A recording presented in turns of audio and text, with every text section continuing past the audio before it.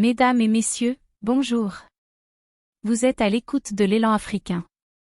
Bienvenue dans cette nouvelle édition de Afrique Hebdo, un rendez-vous hebdomadaire retraçant les grandes lignes de l'actualité africaine. Au sommaire, l'Afrique du Sud demande à la Cour pénale internationale d'ouvrir une enquête sur les crimes en cours dans la bande de Gaza. Le président Ramaphosa a déclaré qu'Israël est en train de commettre des crimes de guerre et un génocide contre les Palestiniens. Le chef de l'État congolais souhaite le retrait rapide de la mission des Nations Unies, la MONUSCO. Pour Félix Tshisekedi, il est temps que son pays assure sa propre sécurité. Les Libériens se choisissent un nouveau président. Le chef de l'État sortant George Weah a perdu l'élection présidentielle et a reconnu sa défaite.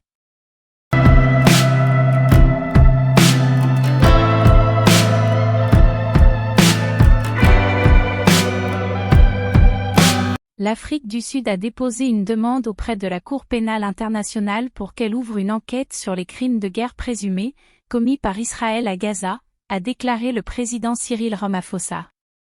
Le chef de l'État sud-africain a indiqué que son pays estime qu'Israël commet des crimes de guerre et un génocide à Gaza, où des milliers de Palestiniens ont été tués, et où les hôpitaux et les infrastructures publiques ont été détruits. En tant qu'Afrique du Sud, nous avons en conséquence, ainsi que de nombreux autres pays à travers le monde, renvoyé l'ensemble de l'action du gouvernement israélien devant la Cour pénale internationale, a déclaré mercredi Cyril Ramaphosa lors d'une visite d'État au Qatar. Nous avons déposé une plainte car nous pensons que des crimes y sont commis. Et, bien sûr, nous ne cautionnons pas les actes entrepris auparavant par le Hamas, mais nous condamnons de la même manière les actions qui sont actuellement en cours, et pensons qu'elles nécessitent une enquête de la Cour pénale internationale, a-t-il ajouté. Le secrétaire d'État américain, Anthony Blinken, a salué le rôle majeur de l'Égypte dans l'acheminement de l'aide humanitaire aux civils de la bande de Gaza, c'est ce qu'a déclaré vendredi le département d'État dans un message sur le réseau X. Depuis le début de la guerre entre Israël et le Hamas début octobre, l'Égypte a livré plus de 1130 camions d'aide humanitaire en provenance de pays du monde entier, ainsi que d'organisations locales et internationales. Le 11 novembre, les données du Croissant Rouge égyptien ont révélé que l'Égypte avait envoyé 6 944 tonnes d'aide humanitaire à Gaza jusqu'au 10 novembre, tandis que l'aide totale fournie par d'autres pays à Gaza s'élevait à 2318 tonnes, soit l'équivalent d'un tiers de l'aide égyptienne à la bande. De plus, le fonds égyptien Taya Misr basé sur les dons, a lancé samedi un convoi massif, comprenant environ 195 camions à destination de la bande de Gaza.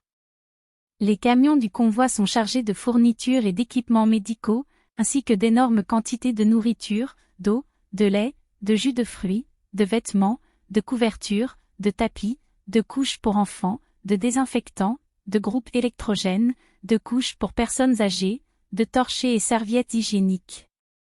Pendant ce temps, environ 150 000 litres de diesel sont entrés par le poste frontière de Rafah à destination des hôpitaux de Gaza, dans le cadre des efforts égyptiens visant à reprendre l'approvisionnement en carburant vers la bande dévastée par la guerre, comme l'a rapporté vendredi Al Qahera News.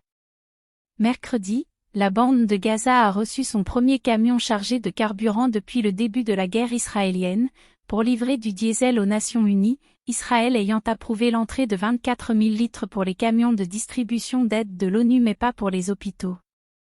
L'Égypte a fait pression, par voie diplomatique, pour autoriser l'entrée de carburant à Gaza, essentiel au fonctionnement des hôpitaux, des boulangeries et des usines de distribution d'eau.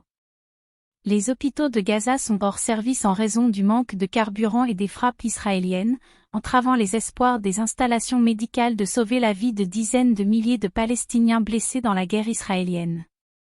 Outre l'aide, l'Égypte a évacué des dizaines de binationaux et d'étrangers, et a accueilli des dizaines de Palestiniens blessés, et de patients de Gaza atteints de cancer pour être soignés.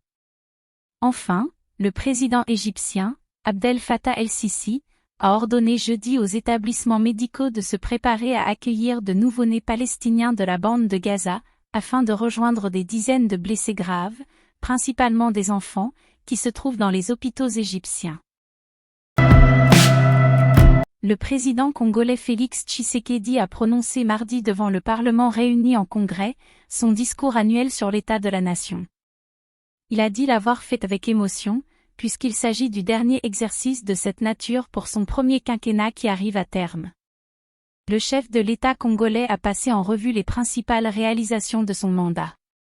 Il a estimé que l'économie se porte bien en 2023 grâce aux réformes qu'il a initiées. Notre croissance a grimpé de 1,7% en 2020 à 6,2% cette année, une preuve de la résilience et de la détermination congolaise face à l'adversité mondiale, a-t-il indiqué.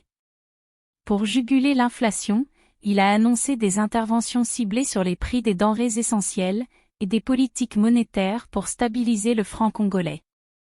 Le président Tshisekedi a également fait le tour des avancées dans d'autres secteurs comme la justice, les infrastructures, mais surtout l'éducation et la santé. Il a indiqué que pour soutenir la gratuité de l'enseignement, qu'il considère comme un grand succès, le gouvernement a augmenté le budget alloué à l'éducation ainsi que le salaire moyen d'un enseignant. Le président de la République démocratique du Congo s'est réjoui de l'amélioration de la situation de la liberté de la presse.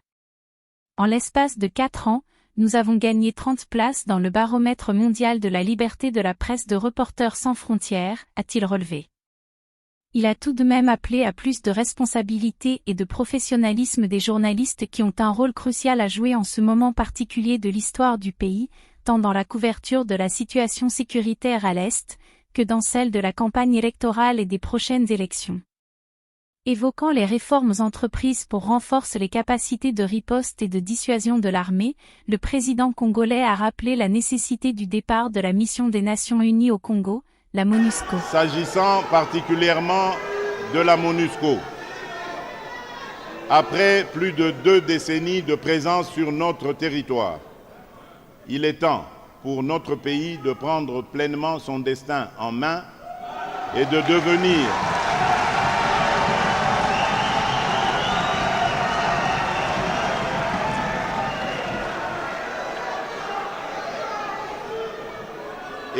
devenir le principal acteur de sa propre sécurité et de sa propre stabilité.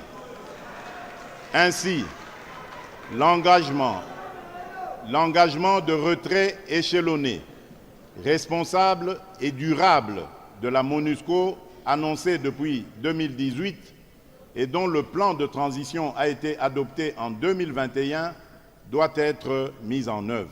Le politique du Congo n'est pas le seul pays à s'indigner de la présence d'une mission des Nations Unies. Jeudi, le Soudan a officiellement demandé au Conseil de sécurité de l'ONU de mettre fin rapidement à la mission intégrée d'assistance à la transition des Nations Unies au Soudan, UNITAM, invoquant l'absence de progrès et la nécessité d'une nouvelle forme de coopération avec l'organisation onusienne. L'ambassadeur soudanais auprès des Nations Unies, Alarit Idriss, a informé que la mission UNITAM ne répond pas aux attentes, malgré les appels répétés du gouvernement à une révision de son mandat et de ses tâches futures.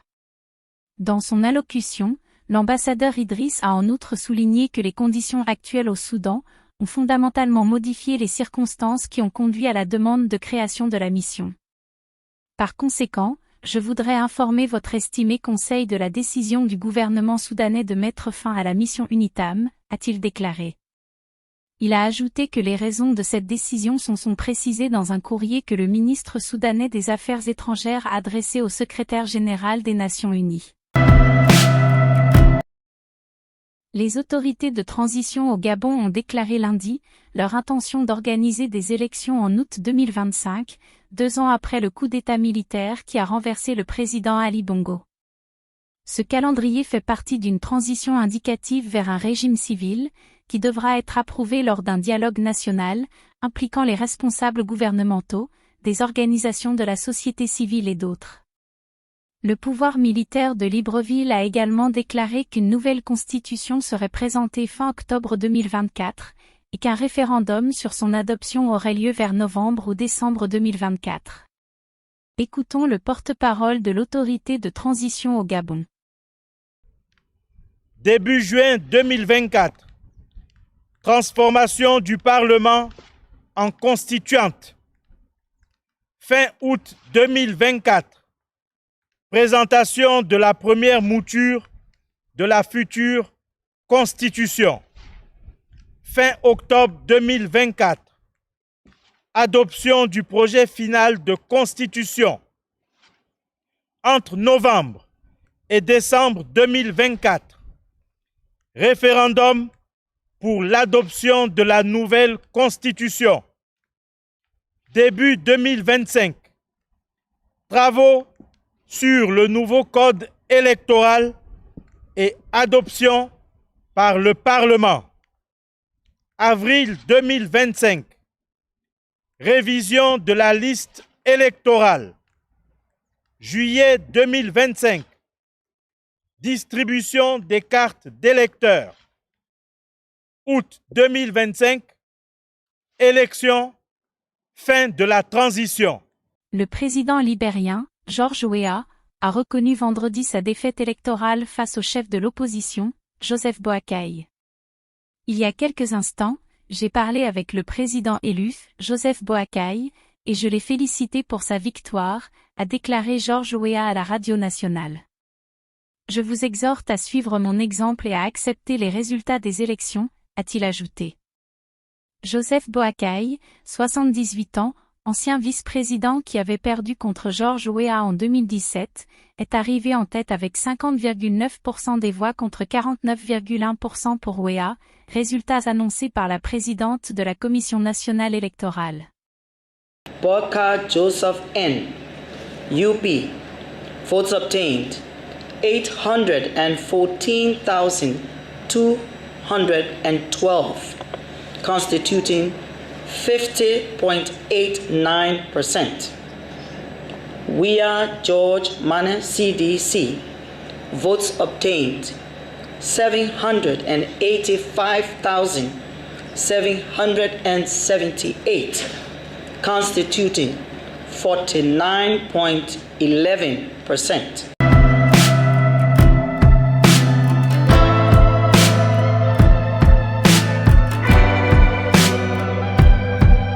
Mesdames et messieurs, c'est la fin de l'édition de Afrique Hebdo de ce dimanche 19 novembre 2023, il ne me reste qu'à vous en rappeler les titres principaux. Le chef de l'État sud-africain annonce que son pays a déposé une plainte contre Israël auprès de la Cour pénale internationale. L'Afrique du Sud estime que l'État hébreu est en train de commettre des crimes de guerre et un génocide dans la bande de Gaza. Le président congolais souhaite le départ immédiat de la mission des Nations Unies, la MONUSCO. Félix Tshisekedi déplore l'absence de résultats et estime que son pays doit assurer lui-même sa sécurité. Le président libérien George Weah n'a pas su convaincre ses électeurs, le chef de l'opposition Joseph Boakai l'a battu d'une courte tête à l'issue d'une course bien serrée. Mesdames et messieurs, merci de votre fidélité, prochain rendez-vous dimanche 26 novembre 2023. Excellente semaine à tous, et à toutes.